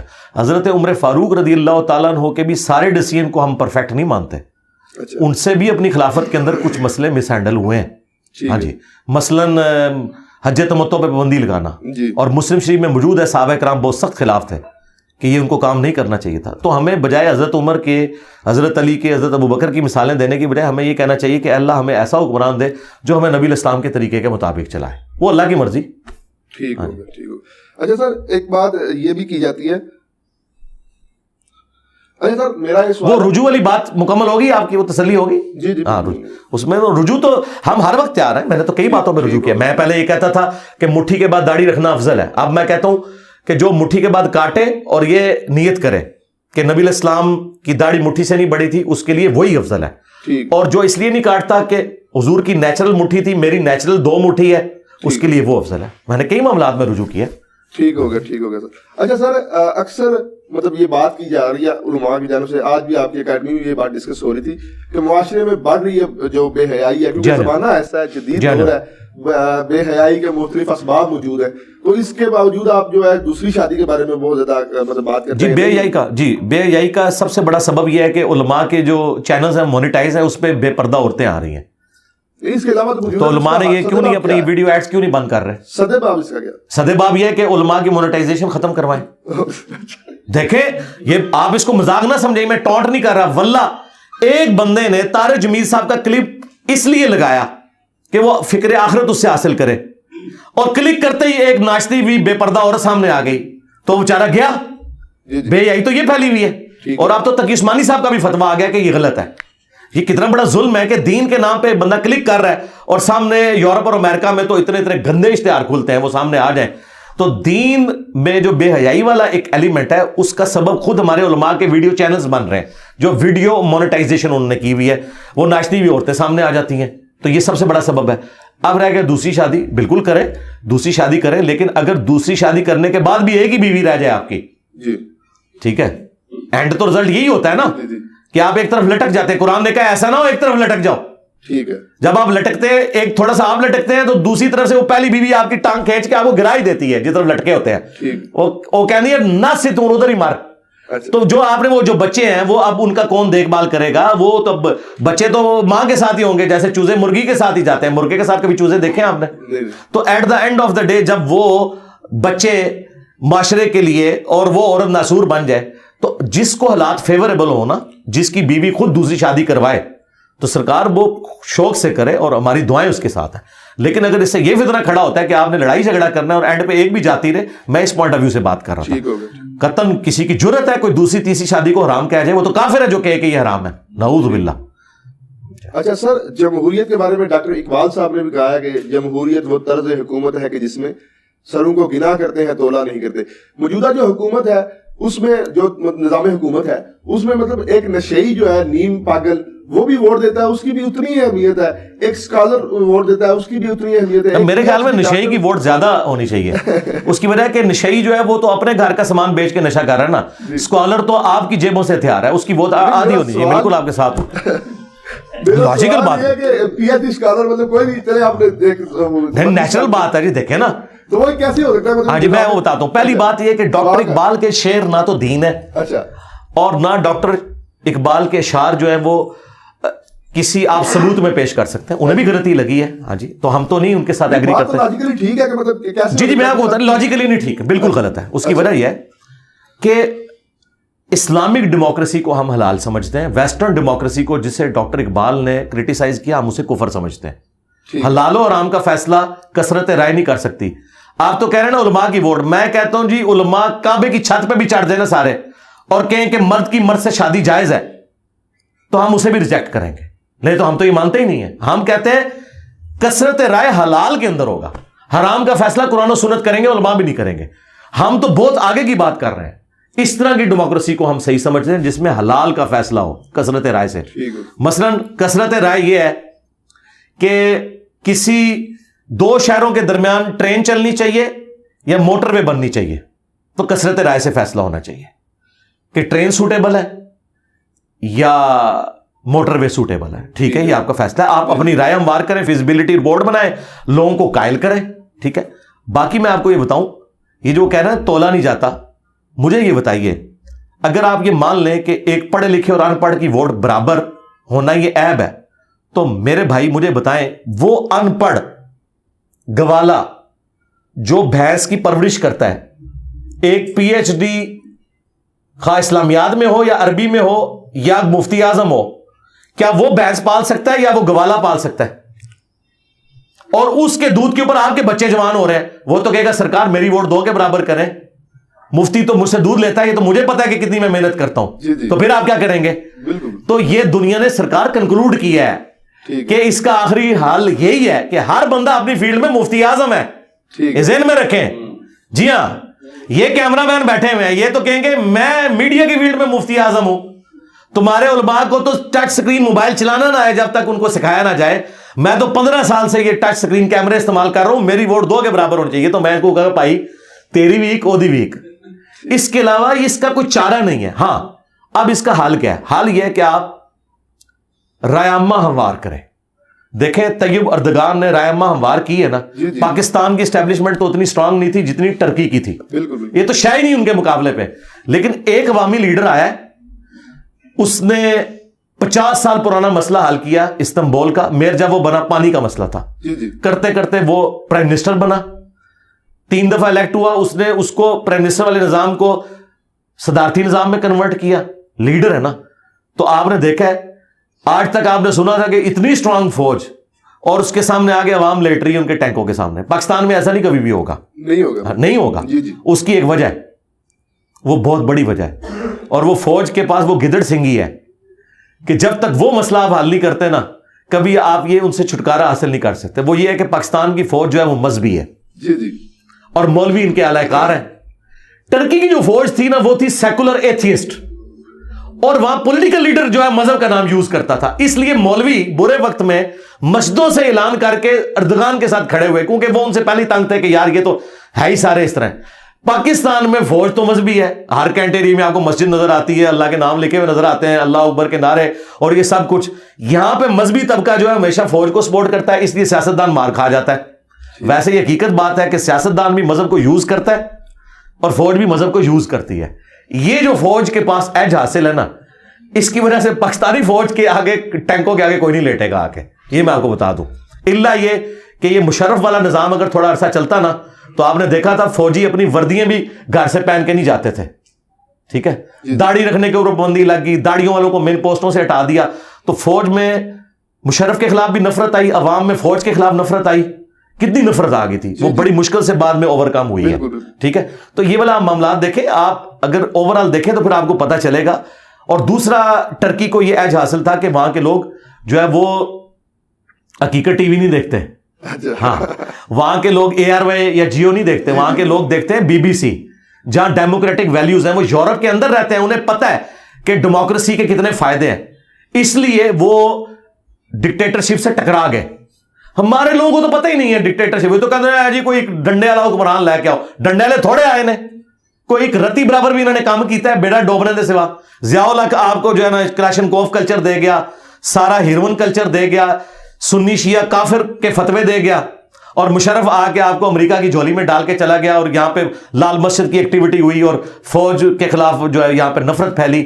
تو ان کے ڈکٹیٹرز نے کیا دیا ہے امت کو, چھوڑیں. اچھا, لامحدود نجی ملکیت یہ رکھنا اسلام میں کیا جائز ہے؟ لامحدود تو ہو ہی نہیں سکتی جی سرکار. مطلب آج دیکھیں آپ بیوروکریٹس جو ہے ہمارے, انہوں نے رکھی ہوئی ہے. اس کے علاوہ جو بڑے بڑے نہیں, لامحدود تو نہیں ہوگی, مطلب وہ گنی تو جائے گی. مطلب کافی ہے سر. میرے یا میں مرلے ڈیڑھ مرلے کے میرے بھائی, اسلام میں اگر آپ زکوٰۃ دے رہے ہیں جی, زمین کی پیداوار کا عشر دے رہے ہیں, تو اسلام کو تو کوئی تکلیف نہیں آپ سے. ٹھیک ہو گیا, ٹھیک ہو گیا. آپ کو حیران کن بات بتاؤں, یہ لوگوں کو یقین نہیں آئے گا, آپ بخاری شریف کھولیں, حضرت زبیر جب شہید ہوئے نا, آج کے اربوں روپے کے مقروض تھے سرکار, کروڑوں نہیں اربوں. وہ آپ سونے کی ویلیو کیلکولیٹ کریں آج کے حساب سے. اب آپ سوچیں گے حضرت زبیر عشرہ مبشرہ, اور وہ جنگ جمل سے ایک دن پہلے اپنے بیٹے کو کہہ رہے ہیں, بخاری کے الفاظ ہیں کہ ہو سکتا ہے میں کل مارا جاؤں تو تم نے میرا قرض اتارنا ہے. اب آپ سوچیں گے کہ اس کے اوپر قرض اربوں روپے کا ہے, وہ کتنے کی تیروں نے. ہوا یہ تھا کہ اس زمانے میں بینک نہیں ہوتے تھے, لوگ جو ہیں وہ بڑے لوگوں کے پاس اپنی مانتے رکھواتے تھے, وہ مانتے انہوں نے رکھوا دی, آگے انہوں نے وہ بھی غریبوں میں بانٹنی شروع کر دی. ادھار تو ادھار نہیں ہوتا ہے, حضرت علی کو نہیں تھے حضور ڈیوٹی لگا کے کہ مانتے واپس کرنی ہے, وہ ادھر غریبوں میں لٹا دی, اور جن کی مانتے تھی وہ واپس دینی تھی, ٹھیک ہے.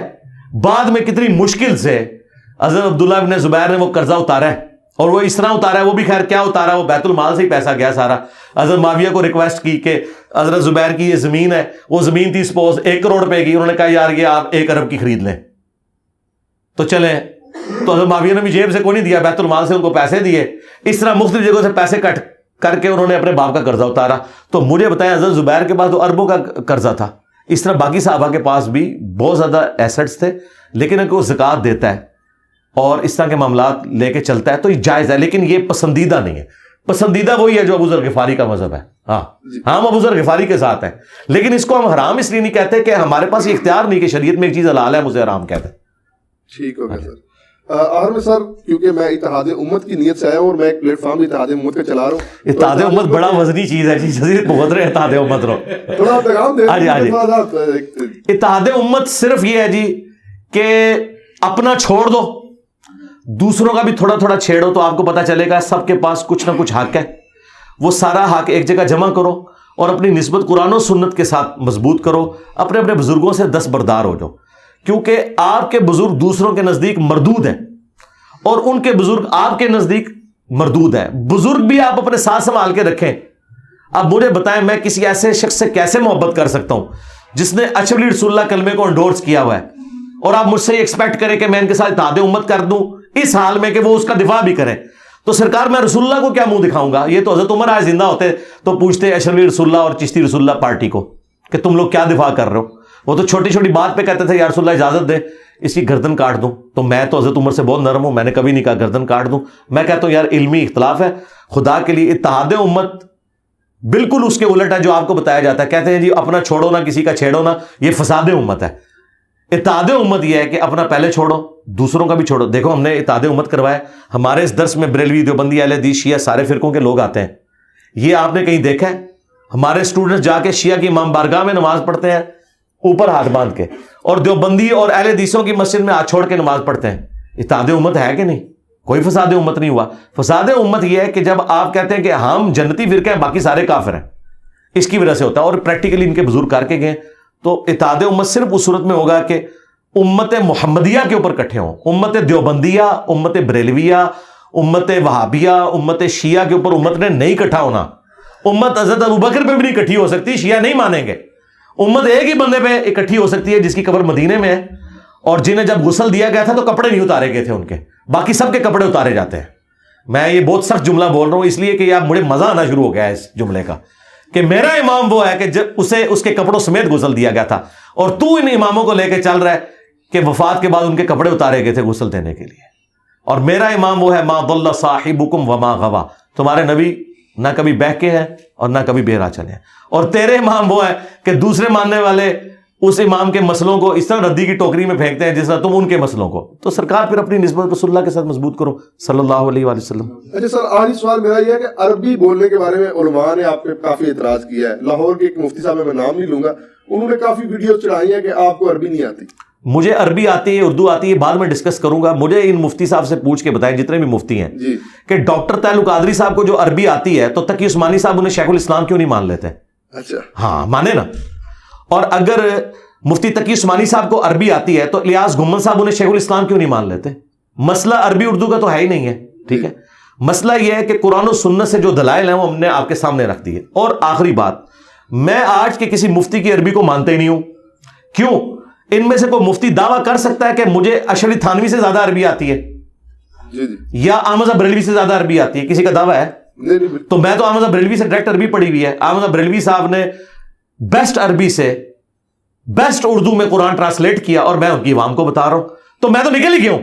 میں تو اعلیٰ حضرت کے ساتھ آپ کو جوڑا ہے. اعلیٰ حضرت نے لکھا ہے ایاک نعبد و ایاک نستعین کے ترجمے میں, اے اللہ ہم تیری ہی عبادت کریں, تجھی سے مدد چاہیں. تو بس یہی بات میں کر رہا ہوں. تو ان چیزوں سے باہر نکل جائیں. میرے بارے میں وہ کہہ رہے ہیں یہ دیکھ کے قرآن نہیں پڑھ سکتا جو قاری ہے, ٹھیک ہے. تو میں نے انہیں کہا تھا کہ تقی عثمانی صاحب, مفتی منیر صاحب, ساجد میر صاحب, ساجد نقوی صاحب, چاروں بڑوں فرقوں کے میں نے علماء کی بات کی ہے. یہ یوٹیوب کے اوپر کوئی قرآن کی ایک سورت تلاوت کر دے, اپلوڈ کرے, مجھے بتا دیں, انشاءاللہ میں شام کو سورج غروب نہیں ہونے دوں گا, میں وہی سورت, سب سے مشکل والی سورت ڈھونڈ لیں, میں وہی سورت قرات کروں گا. عوام فیصلہ کر لے گی کس کو قرآن زیادہ پڑھنا ہوتا ہے. باقی رہ گیا پڑھتے ہوئے کبھی غلطی. میں ویسے بتاؤں یہ سارے علماء قرآن مجہول پڑھتے ہیں, انہیں قرآن عربی لنگوسٹک کے مطابق نہیں پڑھنا آتا. عربی لنگوسٹک یہ نہیں ہے کہ زبر زیر آپ نے ٹھیک پڑھنے ہیں, نہیں. عین, ثا, ہا, ضاد یہ صحیح نکلنا چاہیے, کسی نے نیچے کٹنا آتا.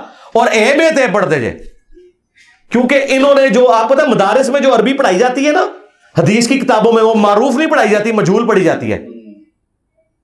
انما الاعمال بالنیات, یہ لفظ ہی غلط ہے. انما الاعمال بالنیات. آپ جتنے علماء دیکھیں اعمال لو پڑھتے ہیں. درود شریف دیکھیں اللہم صلی علی محمد پڑھتے ہیں, یہ صلی علی تو غلط ہے, اللہم صلی علی محمد ہے. لیکن چونکہ ادر دین قرآن آپ مجہول بھی پڑھ سکتے ہیں, یہ جائز ہے. اللہم صلی علی بھی درست ہے, لیکن قرآن میں جب آپ لامز لی پڑھیں گے تو لامز لے نہیں پڑھ سکتے سوائے ایک لفظ کے, بسم اللہ مجریہا. یہ پورے قرآن میں ایک لفظ ہے جو آپ نے مجریہا نہیں پڑھنا, باقی پورا قرآن آپ نے معروف پڑھنا ہے. انہوں نے عربی ساری پڑھی ہوئی ہے مجہول, یہ قرآن پڑھ ہی نہیں سکتے معروف. میرا چیلنج ہے, یہ جتنے گلے پھاڑتے ہیں انہوں کو لے آؤ ساجد میر. واللہ ساجد میر مجھے نماز بھی معروف طریقے سے نہیں سنا سکتا. التحیات للہ والصلوات والطیبات, وہ پڑھے گا التحیات للہ والصلوات والطیبات. انہوں نے پڑھی نہیں ہوئی عربی, اور عربی یہ سمجھ رہے ہیں کہ اور ہا تو یہ لوگ نکال ہی نہیں سکتے. عین نکال اور یہ ان کا عیب نہیں ہے, ان کی تربیت ہی ایسی ہے. اور آپ قاریوں کو دیکھیں, مولویوں کا اتنا مذاق اڑاتے ہیں, کہتے ہیں عربی آندی نہیں. قاری اڑے نا مولویوں کو ہتھوں ہاتھ لیندے ہیں. کیوں؟ وہ صحیح کہہ رہے ہوتے ہیں, قرات کے اعتبار سے ان کو عربی نہیں آتی, خالی عربی پروناؤنس کرنا کافی نہیں ہے نا, وہ اس لہجے میں ہونی چاہیے. تو میں عربی لہجے میں عربی پروناؤنس بھی کرتا ہوں. باقی جو پڑھتے ہوئے کبھی زیر زبر کی غلطی ہو جائے نا, وہ تو ساروں سے ہو جاتی ہے. وہ غلطی تب غلطی ہے کہ جب کوئی بندہ لقمہ دے اور میں پھر اس کو غلط پڑھوں. اوور لک ہو سکتی ہے پڑھنے میں جی. ٹھیک ہے. ابو داؤد میں حدیث ہے, نبی علیہ السلام قرآن بھول گئے تھے, آپ پہ نازل ہوا ہے. تو بعد میں ایک صحابی نے, یا رسول, آپ نے فرمایا تم نے مجھے یاد دلا دینا تھا, لقمہ دے دینا تھا. تو آپ اندازہ کریں کہ کیا نبی علیہ السلام کو نہیں پتا تھا؟ بات یہ ہے کہ کبھی کوئی بندہ اگلی آیت بھول جاتا ہے, یا پڑھتے ہوئے متشابہ آیات آ جاتی ہیں ایک طرح کی. بعض اوقات آپ دیکھ کے بھی پڑھتے ہیں. میں آپ کو پروف ریڈنگ میں بھی بتاؤں, ہم نے جب پمفلٹ لکھے نا تو 10 بندوں سے میں نے پروف ریڈنگ کروائی, اور ایسے بندوں سے بھی کروائی کہ جن کی انٹرسٹ کا وہ ٹاپک نہیں تھا. کیوں؟ جو بندہ دیندار ہے نا, وہ حدیث میں اگر کہا کہ کی غلطی ہوگا نا تو وہ اپنی یادداشت سے اسے صحیح پڑھ رہا ہوگا. لیکن جس بندے کو نہیں پتا ہوگا وہ والی غلطی بھی نکال لے گا. مطلب اگر یہ اس میں اگر یہ تے کے کوئی نقطے مس ہوں گے نا تو آپ بابے تے پہ پہنچیں گے, شاید کوئی نہیں, خود ہی پڑھ لو گے. آپ دیکھیں گے کئی لوگ انجینئر کے سپیلنگ غلط لکھ دیتے ہیں, لیکن وہ آپ پڑھیں گے اسے انجینئر ہی, وہ انہوں نے نا وہ نون پہلے ڈالی ہوتی ہے, یہ بعد میں ڈالی ہوتی ہے. حالانکہ انجینئر کے سپیلنگ میں یہ پہلے, لیکن میں آپ کو دونوں دکھاؤں نا, آپ صحیح پڑھیں گے اسے, کیونکہ آپ اتنے غور سے نہیں دیکھیں گے. لیکن جس کا انٹرسٹ نہیں ہوگا نا, وہ دیکھے گا پہلے یہ پہلے پائس کے بعد پائس. تو یہ اس طرح کے معاملات ہو جاتے ہیں. غلطی تب ہے کہ میں نے ایک کوئی لفظ پڑھا اور بار بار اسے غلط پڑھا, اور میں تو فل بدی, مجھے سینکڑوں آیات قرآن کی زبانی یاد ہے, اور میں فل بدی پڑھتا ہوں, عربی لنگوسٹک کے لہجے میں پڑھتا ہوں. میرے ترجمہ ویڈیوز ہیں, قرآن کلاسز ہیں, ان میں کہیں ایک کوئی زبر زیر کی غلطی ہو جائے اور اس کو پڑھ گئے, اس کو دیکھ کے قرآن پڑھنا نہیں آتا, میں کہتا ہوں جی ضرور کہیں گے, اچھی بات ہے. جب آپ کہیں گے دیکھ کے قرآن پڑھنا نہیں آتا, لوگ دیکھ لیں گے اسے پڑھنا آتا ہے کہ نہیں آتا. اور ایک مولوی یہاں تک کہہ رہا ہے, وہ کہہ رہا ہے جی دیکھیں آپ یہ چڑھ جائے تو پھر وہ لوگوں کو پتہ لگ جائے گا قرآن میں یہ غلط پڑھ رہا ہوگا. سرکار, ہماری جتنی قرآن کلاسز اپلوڈ ہو رہی ہیں اس کے نیچے عربی لکھی ہوئی بھی آ رہی ہے. اگر میں نے پروناؤنس بھی کہیں غلط کر دیا تو وہ آپ کو لکھا ہوا نظر آئے گا کہ یہ اس طریقے سے ہے. تو پروناؤنس, ڈاکٹر اسرار صاحب سے زیادہ قرآن کوئی نہیں جانتا تھا. ایون ان کے مخالفین بھی مانتے ہیں کہ ڈاکٹر اسرار جیسے کراس ریفرنسز کسی عالم دین کو بھی نہیں آتے تھے, حالانکہ وہ حافظ قرآن نہیں تھے, لیکن کراس ریفرنس وہ اس طرح بیان کرتے تھے. متشابہ آیات میں بھی وہ غلطی نہیں کھاتے تھے, اکا دکا موقعوں کے سوا. 20 سال تک وہ بیان القرآن ریکارڈ کرواتے رہے. اس کے بعد فائنل انہوں نے 98 کے اندر وہ بیان القرآن فائنل ریکارڈ کرایا جو ویڈیو میں, اس میں بھی کئی جگہ زبر زیر کی غلطی ہیں, میں نے خود نوٹ کی ہیں, لیکن میں نے کبھی وہ کلپ کاٹ کے نہیں چلایا کہ ڈاکٹر اسرار کو قرآن پڑھنا نہیں آتا. اور ڈاکٹر اسرار صاحب کا وہ پورا قرآن مجہول بھی ہے, وہ ہے پڑھ دیتے ہیں ہی کو بعض جگہ پہ, تے پڑھ دیں گے تی کو, ٹھیک ہے, بو پڑھ دیں گے بو کو, ہو جاتا ہے. اس لیے کہ مجھے پتا ہے کہ ظاہر ہے کہ وہ, لیکن یہ چیز میں ڈاکٹر اسرار کو, میں کہتا ہوں جی ڈاکٹر اسرار کو جتنا قرآن آتا تھا نا, تمہارے مرے بزرگوں میں, زندہ بزرگوں میں کسی کو قرآن اتنا نہیں آتا, کیونکہ تم لوگ قرآن پڑھ پڑھ کے اپنے بابے ثابت کرتے رہو, ڈاکٹر اسرار لوگوں کو تو ہی سکھاتا رہا. ٹھیک ہے, تو تمہاری تفسیروں کا میں نے کیا کرنا ہے, جو تم لوگ 50 جلدوں کی تفسیر لکھ کے مر جاؤ اور شرک ثابت کرتے رہو, تو میں تو اس کی تفسیر مانوں گا نا جس نے قرآن کو اسی طرح مانا جس طرح کہ نازل ہوا. تو یہ کوئی ایسا اعتراض نہیں ہوتا, اور اس لیے یہ اس طرح کا علمی اعتراض میں نے کبھی نہیں دیکھا کہ ہمارے کسی اسٹوڈنٹ نے یا میں نے کسی کی اس طرح کی کوئی ویڈیو کاٹ کے اپلوڈ. حالانکہ مجھے ریئل ٹائم ان کے بڑے علماء جو حدیثیں بیان کر رہے ہوتے ہیں اس میں کئی جگہ غلطی نظر آتی ہے, 2-3 حدیثوں کو مکس کر جاتے ہیں. اب میں اس کو غلطی بنا کے پیش کروں, اس طرح نہیں. میں نے 1-2 دفعہ پکڑا, لیکن ساتھ ہی میں نے کہا یہ میں کوئی علمی اعتراض نہیں کر رہا, چونکہ ان کا دعویٰ ہے, ان کی جوتی ان کے سر پہ مار رہا ہوں. میں نہیں اس کو سمجھتا کہ یہ اعتراض بنتا ہے. مثلا ان کے پاکستان لیول کے ایک بہت بڑے پیر ذوالفقار نقشبندی صاحب جو انجینئر بھی ہیں, جن کے بارے میں کہتے ہیں اس طرح کے انجینئر کو ہم مانتے ہیں جو پیر بھی ہو عالم بھی ہو. اس نے کہا کہ بخاری میں لکھا ہے کہ قبروں پہ مارتے مت بناؤ. میں نے کہا بخاری میں حدیث ہی نہیں ہے. اچھا ٹھیک ہے, وہ مسلم میں, لیکن میں نے ساتھ ہی کہا کہ میں کوئی علمی اعتراض نہیں کر رہا, چونکہ ان کا دعویٰ ہے کہ انجینئر بھی ہیں پیر بھی ہیں تو دل کا حال بھی جانتے ہیں اور درس بخاری بھی دیتے ہیں, اور دی غلطی معاف نہیں ہوئے گی, انہوں پھر اس لیول تک پکڑا جائے گا. علمی اعتراض نہیں, ایک جذباتی اعتراض ہے, چونکہ یہ خود دوسروں کے اوپر یہی کرتے ہیں نا اس طرح کے اعتراضات. تو اللہ کا شکر ہے, غلطی بتائیں, ہائی لائٹ کریں, انشاءاللہ ہم اپنی اصلاح کریں گے, اس میں کوئی ایسا مسئلہ نہیں ہے, ہر وقت لڑنے کے لیے تیار ہے. اچھا سر, تمام فرقوں میں کوئی ایک عالم دین ایسا بتا دیں جو مطلب باقی تمام سے بہتر ہو, مطلب آپ کے نزدیک وہ بہتر. آپ کو عزم ہو جائے گا؟ جی بالکل. جاوید احمد غامدی صاحب. ٹھیک ہے سر. ان میں تکنا کتنا اخلاق نبوت تواڈے مولوی موجود ہے, تواڈے مولویاں دے منہ تو جھگ چھوٹتی ہے جدوں میں جاوید غامدی صاحب دا نام لینا وا. یار کیوں چھوٹتی ہے؟ غامدی صاحب نے تو کبھی آپ کی منجی نہیں ٹھوکی, اس نے تو کوئی گستاخی نہیں کی. غامدی جتنی عربی تمہارے بزرگوں کو بھی نہیں آتی, پڑھتے وہ بھی مجہول ہیں, قرآن بھی مجہول پڑھتے ہیں, لیکن عربی لیکن پڑھ رہے مجبور. قرآن سے پوچھیں گے تو عربی غلط پڑھ رہے ہیں, میں ویسے بتا رہا ہوں. ویسے زبر زیر صحیح پڑھنا, اور وہ عربی شاعری بھی ان کو کمال آتی ہے, ان کے مولویوں سے زیادہ عربی آتی ہے. تو میرا نہیں رائٹ میں کسی کے بارے میں میں ان کو کیوں بہتر سمجھتا ہوں. میرے نزدیک داڑھی, فرقہ, شلوار ٹخنوں سے اوپر کرنا, رفع دین کرنا نہ کرنا, اس سے بڑی چیزیں توحید اور ختم نبوت. میرے نزدیک کسی بریلوی دیوبندی اہل حدیث کی توحید اور ختم نبوت کا عقیدہ اتنا مضبوط نہیں جتنا غامدی صاحب کا. لیکن آپ سر انہیں منکرین حدیث میں بھی کنسیڈر, وہ تو بعد کی بات. منکرین حدیث سب سے بڑے حنفی ہیں, کہتے ہیں بخاری مسلم سنیوں کی کتابیں نماز رفع الدین سے پڑھتے نہیں, کہتے ہیں بغلوں میں بت رکھ کے آتے تھے. منکرین حدیث تو حنفی ہیں. ٹھیک ہے, بات تو یہ ہے نا. غامدی صاحب کا عقیدہ توحید بھی دیوبند بریلوی اہل حدیث شیعہ سے بہتر. غامدی صاحب کا ختم نبوت کا عقیدہ بھی, وہ کسی باب بزرگ کی وہ اس طرح کی کسی عبارت کو وہ تو صوفیاء کو آڑے ہاتھوں لیتے ہیں, ان سے بہتر. تو باقی چیزیں تو بعد میں آئیں گی نا. پہلی چیز توحید اور عقیدہ ختم نبوت ہے. اس کے اعتبار سے زندہ لوگوں میں غامدی صاحب سے بڑا کوئی عالم دین نہیں ہے جو اتنی دلیری کے ساتھ یہ عقیدہ رکھتا ہو. اس لیے میں ان کو بہتر سمجھتا ہوں. اگر آپ کے علم میں کوئی ہے تو لیں, میں ابھی اس کو پہلے نمبر پر ڈکلیئر کر دیتا ہوں. ہاں, مفتی منیر صاحب سامنے آئے اور کہیں کہ میں چشتی رسول اللہ اور جو صوفیاء کی جتنی گستاخانہ عبارتیں ہیں انہیں ردے کی ٹوکری میں پھینکا جائے, کتابوں کی پرنٹنگ بند کی جائے, آندہ سے میں غامدی صاحب سے ان کا بھی نام لے لوں گا, لیکن ساتھ ان کو کہنا ہے کہ بابوں کو پکارنا بھی شرک ہے, توحید بھی صحیح ہونی چاہیے, میں ان کا نام لوں گا. ٹھیک ہے, بہت شکریہ سر. اب حافظ بغیر یہ تھی آج کا سیشن, اور ہم نے کوشش کی انجینئر صاحب کے نظریات ان کے ساتھ, ہمارے نظریات ہمارے ساتھ, ہم نے کوشش کی ہے کہ آج کے جتنا بھی سیشن ہے اس میں بغیر کسی سکرپٹ کے آپ کے سامنے پیش کیا جائے. آپ سے گزارش ہے ہمارے چینل کو سبسکرائب کیجیے اور ویڈیو کو لائک کیجیے. اللہ حافظ. جزاک اللہ.